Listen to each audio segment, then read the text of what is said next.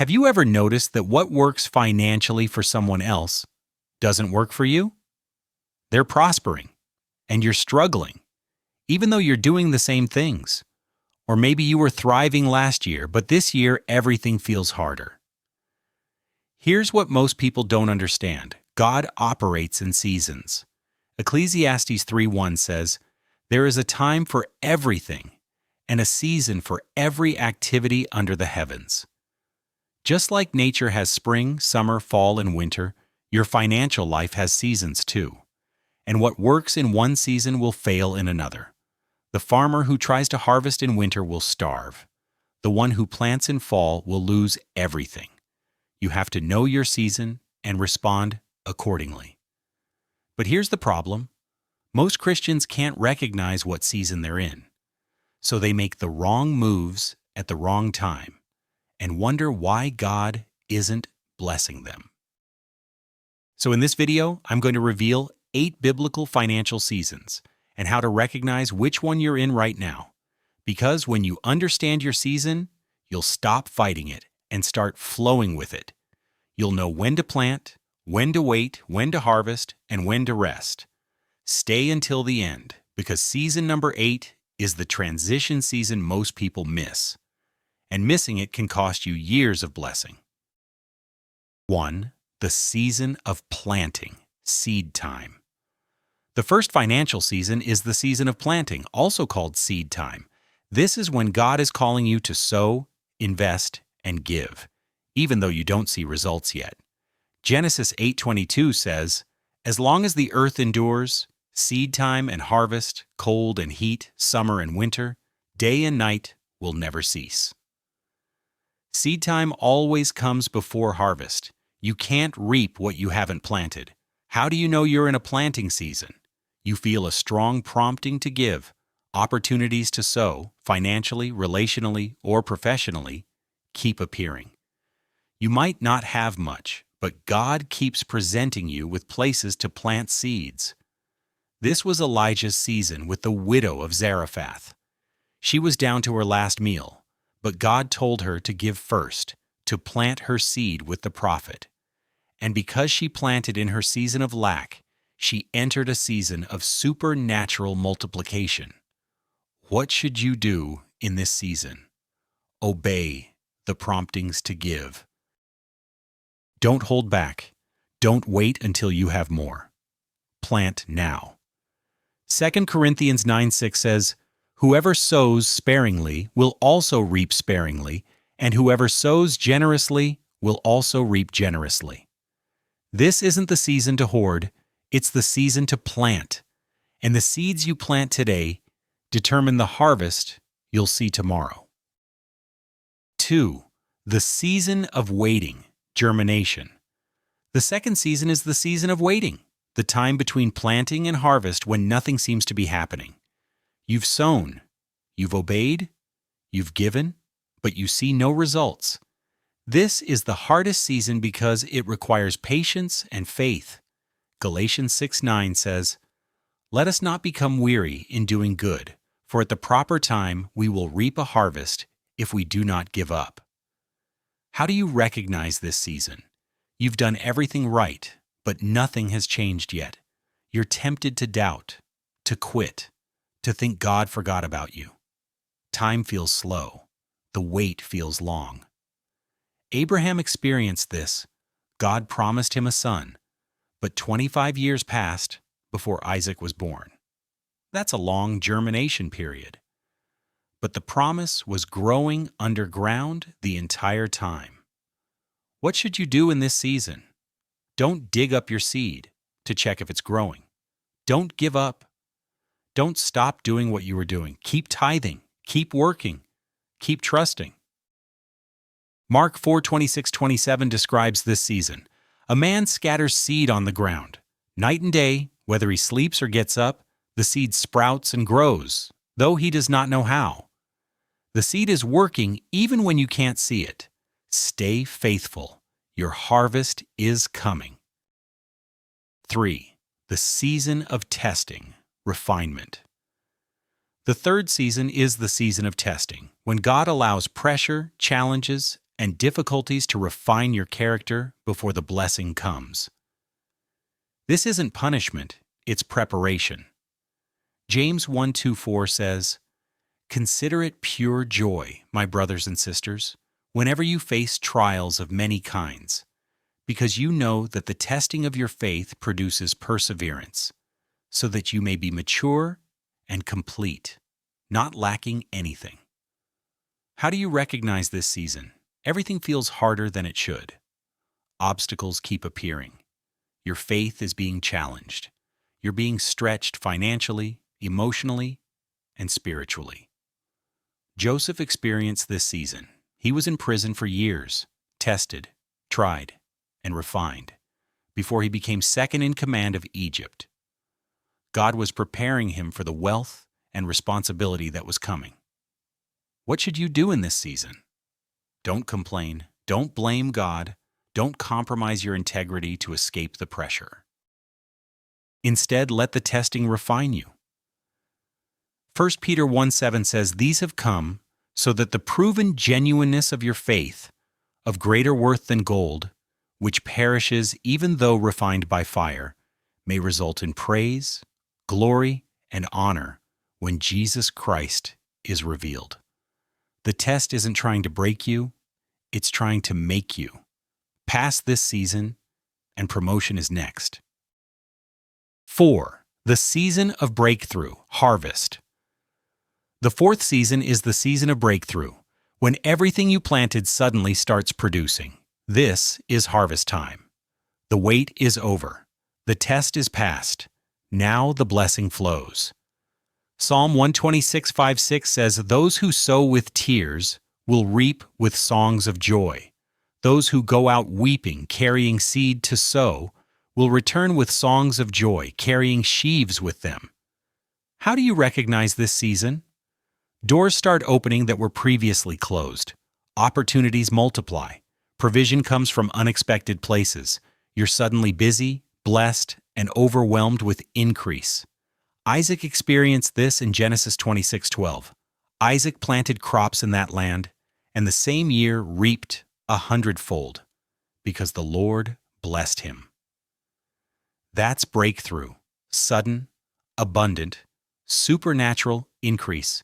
What should you do in this season? Receive with gratitude. Don't waste it. Don't get prideful. And most importantly, sow again. Harvest isn't just for consumption, it's also for the next planting season.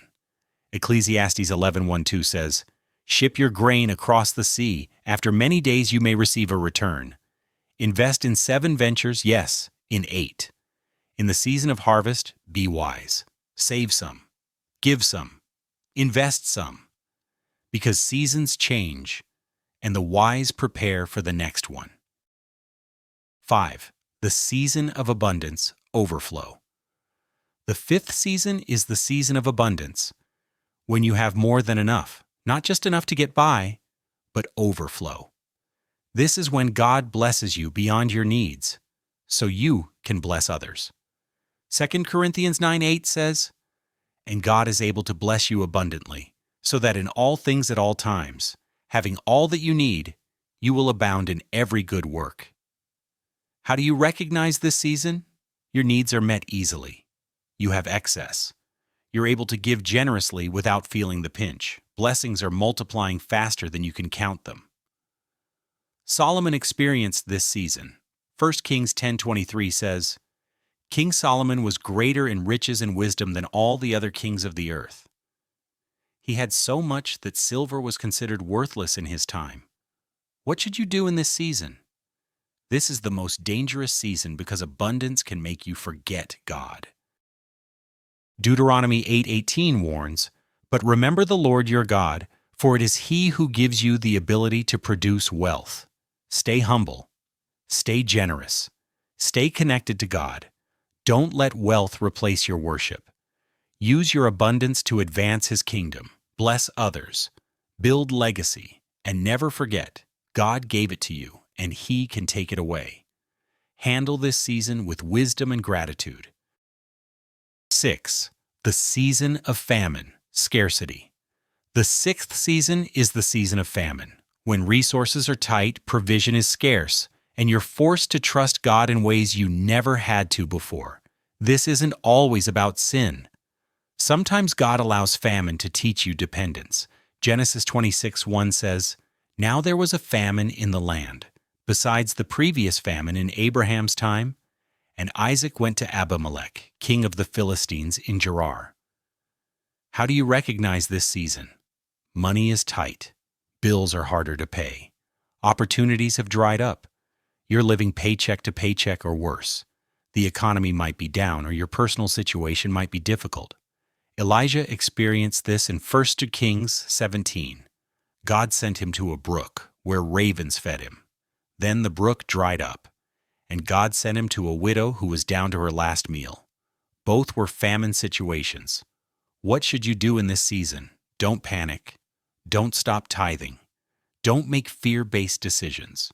Trust God's provision like never before. Philippians 4:19 promises, "And my God will meet all your needs according to the riches of his glory in Christ Jesus." In famine, God often provides supernaturally, but you have to trust him. Look for his instructions. Obey even when it doesn't make sense. And know that famine seasons are temporary. Harvest is coming. 7. The season of rebuilding, restoration. The seventh season is the season of rebuilding, when you're recovering from financial loss, failure, or devastation. You're not in famine anymore, but you're not in abundance yet either. You're in the hard work of rebuilding. Nehemiah 2:17 says, "Then I said to them, 'You see the trouble we are in? Jerusalem lies in ruins, and its gates have been burned with fire. Come, let us rebuild the wall of Jerusalem, and we will no longer be in disgrace.'" How do you recognize this season? You've been through loss. Maybe a business failed, a job was lost, bad investments collapsed, but now you're starting over. You have hope again. But the work is hard. Progress is slow. Every gain feels like a battle. Job experienced this. After losing everything, Job 42:10 says, "After Job had prayed for his friends, the Lord restored his fortunes and gave him twice as much as he had before." But restoration didn't happen instantly. There was a rebuilding process. What should you do in this season? Don't rush it. Don't compare your rebuilding process to someone else's success. Work diligently, pray consistently, guard your integrity, and trust that God is restoring what was lost. Joel 2:25 promises, "I will repay you for the years the locusts have eaten." Rebuilding is hard, but it's worth it. And when you're done, you'll be stronger than you were before. 8. The season of transition, preparation for change. And the eighth season, the most critical of all, is the season of transition. This is when God is preparing you to move from one financial level to another. You're not quite where you were, but you're not yet where you're going. You're in between. Acts 1:3-4 describes this. After his suffering, he presented himself to them and gave many convincing proofs that he was alive. He appeared to them over a period of 40 days and spoke about the kingdom of God. On one occasion, while he was eating with them, he gave them this command: "Do not leave Jerusalem, but wait for the gift my Father promised." The disciples were in transition between Jesus' resurrection and Pentecost, not where they were, but not yet in their destiny. How do you recognize this season? Things feel uncertain. Old doors are closing, but new ones haven't fully opened yet. You're getting instructions from God that don't fully make sense. You feel restless, like something is about to shift, but you don't know what. Joseph experienced this when Pharaoh's cupbearer forgot him in prison for 2 years. That was transition. God was aligning everything behind the scenes. What should you do in this season? Don't go back to what was comfortable. Don't force doors open. Don't make major decisions out of fear. Wait on God's timing. Seek His direction. Prepare yourself for what's coming. Isaiah 43:19 says, "See, I am doing a new thing. Now it springs up. Do you not perceive it?" Transition seasons are uncomfortable, but they're necessary. God is positioning you for promotion. Stay faithful, stay obedient, and trust that the wait is worth it. So which season are you in? Are you planting seeds and not seeing results yet? You're in waiting. Are you facing obstacles and tests? You're in refinement. Is provision suddenly flowing? You're in harvest. Do you have more than enough? You're in abundance. Are resources tight? You're in famine. Are you rebuilding after loss? You're in restoration. Do things feel uncertain and shifting? You're in transition. Understanding your season changes everything, because what works in one season fails in another. You don't plant in winter. You don't harvest in spring. You don't rest during planting season, and you don't panic during waiting season. Each season has a purpose, a lesson, and a divine timeline. And when you align with your season, you'll stop fighting against God's process and start flowing with His plan. Ecclesiastes 3:11 says, "He has made everything beautiful in its time." Your season isn't random. It's intentional, and it's preparing you for what's next. So stop comparing yourself to others in different seasons. Stop forcing what God hasn't released. And stop panicking when things don't look like you expected. Trust the farmer. He knows exactly what season you're in. And he knows exactly when to shift you into the next one.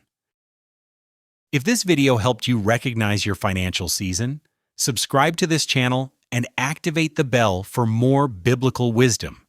Share this with someone who's confused about why things aren't working. And comment below. What season are you in right now? When you understand your season, you understand your assignment. Walk in it with faith and watch God bring you into your time of blessing.